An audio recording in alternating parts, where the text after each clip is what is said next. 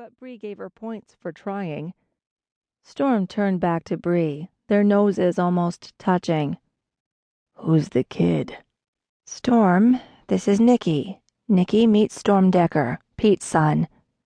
She tried not to think about Storm's proximity and concentrated on the pained and confused look on his face. He wasn't the only one confused. "What are you doing here?" Storm rolled off her. She thought she'd be able to breathe better without 200 pounds of man crushing her, but she was wrong. No, the breathlessness was still there. Crap. She was 28, and a far cry from that 17-year-old caught in Storm Decker's wake. "Logan couldn't get away from the vineyard. Something about harvest season. He got a hold of me and told me Pop was sick. Since Logan was unable to make it, I was elected. I've been traveling for..." Storm glanced at his watch. 23 hours, and this is the welcome I get. No wonder I haven't been home in years. 11 years. Bree sat and hugged her knees to her chest. "So, you did miss me." "Yeah, like a rash." "I might not have seen you, but I've been home a few times. The last time was 5 or 6 years ago. You were probably away at school." Bree rose and brushed herself off, just to have something to do with her hands. "You must have left quite an impression. Funny, no one mentioned it to me." She took the phone and the pan from Nikki. "It's late, sweetie. Go back to bed." "Aw, Bree." Dropping a kiss on Nikki's forehead, Bree cut her off. "I'll see you in the morning." Storm rose to his feet. He'd looked a lot smaller when he was out cold. He picked up his duffel bag with a grunt, one hand held against his head over what must have been one hell of a lump. Bree waited for Nikki to climb into bed and curl around a big teddy bear before pulling up the light cotton blanket and brushing a hand over her hair. "I'll be in the next room if you need me." "Okay." Bree followed Storm out, doused the light, and closed the door behind her. Without looking at him, she headed straight to the kitchen, grabbed a bag of frozen peas, and tossed them at him. "Are you okay? Do I need to take you to the emergency room to have your head examined?" He sat on a bar stool and winced when he placed the bag against his head.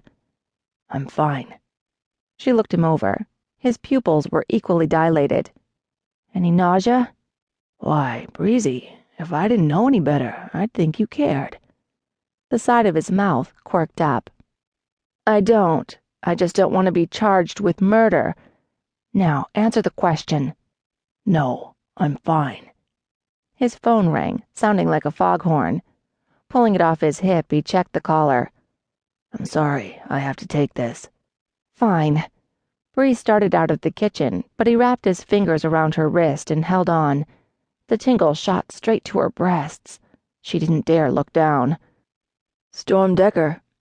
He listened for a moment, and a smile spread across his face as her cheeks ignited. His black hair was cut short, much shorter than she remembered. It only served to accentuate the chiseled features of his face, while his strong, square jaw covered with dark stubble added to his dangerous look. Blue eyes watched her and changed color with his mood. When he'd been on top of her, it had been like looking into an angry sea, and now his eyes were the color of a summer sky, deep blue and full of promise. When he smiled, his perfect teeth gleamed white against his tanned skin. His voice was as soothing and buttery as a bottle of Macallan's 55-year-old single malt scotch. At $17,500 a bottle, she'd bet a case of it that the person on the other end of the line was female. "Hi, Sandy." "Bingo." Bree twisted her wrist and pulled away, breaking his grip. "How are things at home? Any problems today?" Storm's gaze lingered on Bree's chest before moving to his pricey watch. She wondered if they sold cheap knockoffs on the street corners in Auckland. She doubted it. It looked more expensive than the run-of-the-mill Rolex. They probably charged extra for the dive watch to withstand the pressure of the ocean's depths or the corner office. Then again, maybe his watch had been a prize for winning the Sydney to Hobart yacht race. So, okay.